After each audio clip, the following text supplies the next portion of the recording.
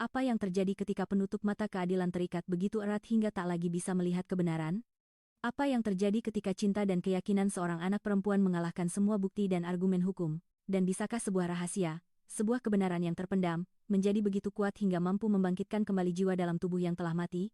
Ini adalah kisah tentang seorang anak perempuan lugu berusia 15 tahun yang dunianya direnggut oleh tuduhan yang menimpa ayahnya, dan seorang hakim lumpuh yang keras, yang tidak hanya tubuhnya, tetapi juga jiwanya terkurung di kursi roda. Ketika anak perempuan itu berdiri di hadapan sang hakim dan membuat klaim yang luar biasa, "Bebaskan ayah saya. Saya akan memberitahu Anda sesuatu yang akan membuat Anda berjalan lagi." Itu bukan sekadar tawaran. Itu adalah sebuah tantangan. Sebuah tantangan yang dilontarkan kepada alam semesta, yang pada akhirnya mengungkap sebuah rahasia yang tidak hanya menyelamatkan nyawa orang yang tidak bersalah, tetapi juga menumbuhkan bunga harapan di kehidupan gersang seorang hakim, bunga yang tak mampu ditumbuhkan oleh dokter manapun di dunia. Ruang sidang nomor 4 di Pengadilan Negeri Jakarta Pusat yang penuh sesak. Bahkan udara di sini terasa penuh ketegangan.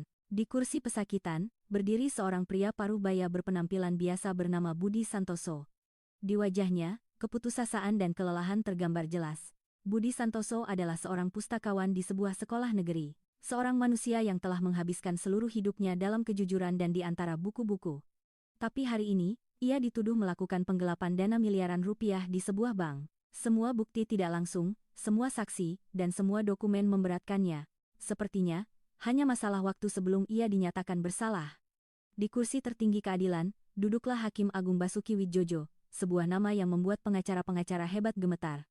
Hakim Basuki terkenal di seluruh dunia hukum karena kejujurannya, kecerdasan otaknya, dan kekerasannya. Baginya, hukum hanyalah permainan fakta dan bukti. Tidak ada tempat untuk perasaan di sana. Tetapi hidupnya sendiri telah melewati badai perasaan yang mengubahnya selamanya. 3 tahun yang lalu, sebuah kecelakaan mobil yang mengerikan membuatnya lumpuh dari pinggang ke bawah. Kecelakaan itu tidak hanya merenggut kakinya, tetapi juga semua kebahagiaan dalam hidupnya. Ia masih belum bisa melupakan malam itu. Sorot lampu depan mobil yang melaju kencang, decitan ban, dan kemudian kegelapan pekat. Pengemudi mobil itu tidak pernah tertangkap hingga hari ini. Kecelakaan ini telah mengubah Hakim Basuki menjadi orang yang pahit, kesepian, dan putus asa. Kursi rodanya bukan hanya simbol kelumpuhan fisiknya, tetapi juga bukti kelumpuhan emosionalnya.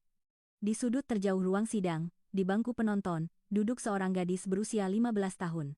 Dewi, putri Budi Santoso. Matanya merah, tetapi tidak ada air mata. Ada api aneh di matanya. Sebuah keyakinan bahwa ayahnya tidak bersalah. Ia mengamati setiap saksi, setiap argumen, dan setiap ekspresi di wajah hakim dengan sangat teliti. Sejak ayahnya ditangkap, dunia gadis kecil ini telah berubah. Teman-teman sekolah menjauhinya. Kerabat telah memalingkan muka. Ia pergi ke sekolah, lalu mengunjungi ayahnya di penjara, dan pulang untuk merawat ibunya yang jatuh sakit karena syok. Ia begadang semalaman membaca berkas-berkas kasus, berharap menemukan petunjuk sekecil apapun, sesuatu yang mungkin terlewatkan oleh pengacara-pengacara hebat. Ia tahu ayahnya tidak bersalah. Karena pada hari penggelapan dana di bank terjadi, ia berada di rumah bersama ayahnya, membantunya dengan proyek sekolah.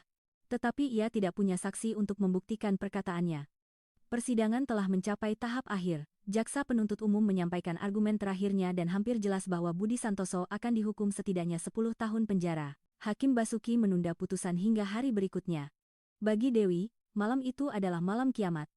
Ia tahu bahwa jika fajar menyingsing, ayahnya akan pergi darinya selamanya. Ia memutuskan untuk melakukan satu upaya terakhir yang putus asa. Sebuah keputusan yang tidak akan pernah terpikirkan oleh orang normal. Entah bagaimana, ia berhasil mendapatkan alamat rumah Hakim Basuki dari pengacara ayahnya. Sore harinya, ketika iring-iringan mobil Hakim Basuki tiba di bungalonya yang besar dan tenang, Dewi sudah ada di sana. Begitu asistennya mengeluarkannya dari mobil dan mendudukkannya di kursi roda, Dewi berlari dan berdiri di hadapannya.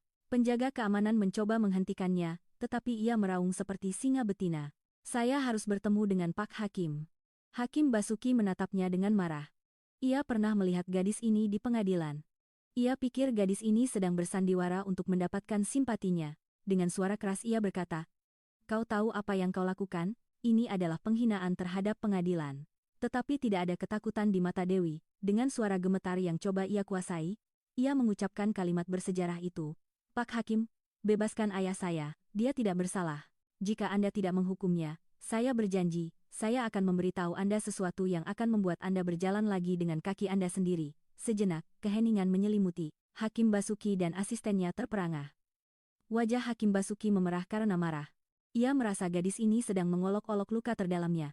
Dengan marah ia berkata, beraninya kau? Kau datang untuk menawar keadilan. Bagiku, keadilan lebih berharga daripada keajaiban manapun, dan aku tidak percaya pada keajaiban. Pergi dari sini, sebelum aku memerintahkan penangkapanmu. Air mata menggenang di mata Dewi, tetapi ia tidak beranjak dari sana. Ia hanya berkata, saya akan menunggu Anda di pengadilan besok pagi. Malam itu, Hakim Basuki tidak bisa tidur. Kata-kata gadis itu, Anda akan berjalan lagi, terus terngiang di telinganya seperti pukulan palu. Ia telah menemui dokter-dokter terhebat di dunia. Semuanya mengatakan bahwa cedera tulang belakangnya tidak dapat disembuhkan. Ia sendiri sudah menerima kenyataan itu. Tetapi hari ini, setelah bertahun-tahun, seseorang telah menyentuh percikan harapan di dalam dirinya yang hampir padam. Ia gelisah. Ia terus teringat akan malam kecelakaannya. Di sisi lain, Dewi sedang menangis di rumahnya, melihat barang-barang lama ayahnya. Lalu ia menemukan sebuah peti tua berdebu milik ayahnya. Ia membukanya. Di dalamnya ada foto-foto lama dan buku harian dari masa kuliah. Ia terkejut melihat sebuah foto. Itu adalah foto ayahnya semasa kuliah, di mana ia berdiri dengan merangkul bahu seorang temannya. Teman itu tak lain adalah Gunawan. Saksi kunci dalam kasus ini, seorang pengusaha kaya yang kesaksiannya telah membuktikan ayahnya bersalah. Dengan tangan gemetar, Dewi membuka sebuah buku harian tua milik ayahnya. Ia mulai membacanya, dan seiring ia membalik halaman demi halaman, sebuah rahasia kelam yang terkubur bertahun-tahun lalu mulai terungkap. Ayahnya, Budi, dan Gunawan adalah sahabat karib di masa kuliah. Setelah lulus, keduanya memulai sebuah perusahaan kecil bersama. Tetapi keserakahan muncul di hati Gunawan. Ia menipu pembukuan perusahaan, mengambil semua bagian uang Budi, dan menghilang setelah membuatnya bangkrut. Ini terjadi bahkan sebelum Dewi lahir. Budi Santoso, yang merupakan orang yang lugu, hancur oleh pengkhianatan ini dan tidak pernah menceritakannya kepada siapapun. Dewi sekarang mengerti bahwa Gunawan memiliki motif lama untuk menjebak ayahnya, tetapi ceritanya belum berakhir.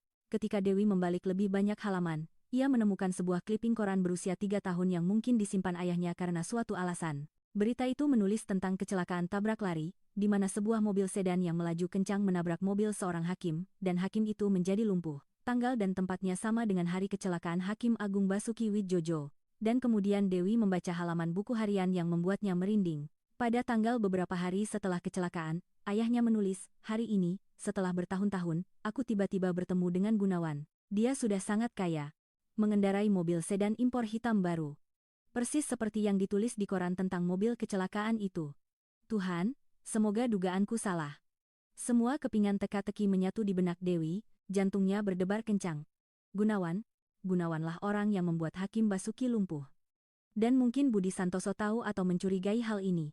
Itulah mengapa Gunawan menjebaknya dalam kasus palsu, agar jika suatu saat Budi buka mulut, tidak ada yang akan percaya padanya. Di tangan Dewi kini bukan hanya bukti tidak bersalahnya sang ayah, tetapi juga nama penjahat yang dicari Hakim Basuki. Inilah rahasia yang bisa menghidupkan kembali jiwa dalam tubuh yang lumpuh. Keesokan paginya, tepat sebelum persidangan dimulai, Dewi berhasil masuk ke ruang kerja Hakim Basuki. Hakim Basuki sudah siap untuk memarahinya. Tetapi Dewi, bukannya memohon, dengan sangat tenang meletakkan foto lama itu, halaman-halaman buku harian, dan kliping koran di atas mejanya. Ia berkata, Pak Hakim, saya tidak datang untuk mengemis demi ayah saya. Saya datang untuk memberitahu Anda nama penjahat Anda. Hakim Basuki menatap kertas-kertas itu dengan heran. Begitu ia melihat Gunawan bersama Budi di foto dan kemudian membaca halaman-halaman buku harian, raut wajahnya berubah pucat, seluruh tubuhnya mulai gemetar. Dewi berkata, Pak Hakim, Gunawan yang kesaksiannya akan Anda gunakan untuk menghukum ayah saya adalah orang yang sama yang menabrak Anda 3 tahun lalu dan menghancurkan hidup Anda. Mendengar itu, seolah-olah gunung berapi meletus di dalam diri Hakim Basuki. Kemarahan, rasa sakit, kebencian, dan trauma kecelakaan yang belum terpecahkan yang terpendam selama bertahun-tahun, semuanya meledak sekaligus, pembuluh darah di otaknya terasa seperti akan pecah. Dokter selalu mengatakan bahwa cederanya lebih disebabkan oleh syok mental daripada fisik. Hari ini, ketika penyebab syok itu terungkap di hadapannya, bagian-bagian otaknya yang telah tertidur selama bertahun-tahun mulai aktif. Ia mencengkeram pegangan kursi rodanya begitu erat hingga buku-buku jarinya memutih, dan kemudian terjadilah apa yang disebut keajaiban. Di kaki kanannya, yang telah menjadi seonggok daging tak bernyawa selama bertahun-tahun, terjadi sedikit gerakan. Sebuah getaran. Lalu satu lagi. Ia merasakan kesemutan di kakinya yang sudah bertahun-tahun, tidak ia rasakan. Ia terengah-engah. Ia menatap kakinya dengan tak percaya. Di ruang sidang, semua orang menunggu dengan gelisah. Ketika Hakim Basuki masuk, ada api aneh di matanya. Dengan suara gemetar ia berkata, putusan hari ini ditunda. Ia memerintahkan polisi untuk segera menahan Gunawan dan menginterogasinya, serta menyita mobil sedan hitamnya yang berusia 3 tahun untuk pemeriksaan forensik. Seluruh ruang sidang hening, tidak ada yang mengerti apapun. Tetapi kebenaran tidak bisa disembunyikan lama. Dalam penyelidikan polisi, ditemukan bekas goresan berusia 3 tahun di bemper mobil tua Gunawan yang catnya cocok dengan cat mobil Hakim Basuki. Di bawah tekanan, Gunawan hancur. Ia mengakui kejahatannya. Ia mengaku bahwa malam itu dalam keadaan mabuk. Ia menabrak mobil Hakim dan ia menjebak Budi Santoso karena takut Budi mengetahui rahasianya. Keesokan harinya, di ruang sidang yang sama, Hakim Agung Basuki Wijojo dengan tangan gemetar membacakan putusan. Budi Santoso dibebaskan dari segala tuduhan. Begitu Budi keluar dari kursi pesakitan, Dewi berlari dan memeluknya. Air mata ayah dan anak itu membuat seluruh ruang sidang terharu. Tetapi kisah sebenarnya baru saja dimulai. Terungkapnya trauma itu bekerja seperti sihir pada tubuh Hakim Basuki. Ia meminta bantuan fisioterapis terbaik di dunia. Kini, keinginan baru untuk hidup telah lahir di dalam dirinya. Setelah berbulan-bulan kerja keras, perlahan-lahan kekuatan kembali ke kakinya. Setahun kemudian, Budi Santoso kembali bekerja sebagai pustakawan, dan nama baik, serta kehormatannya, telah kembali. Dewi menjadi juara pertama di kelasnya. Hari ini, mereka berdua datang mengunjungi Hakim Basuki di rumahnya. Hakim Basuki membuka pintu sendiri. Ia tidak di kursi roda.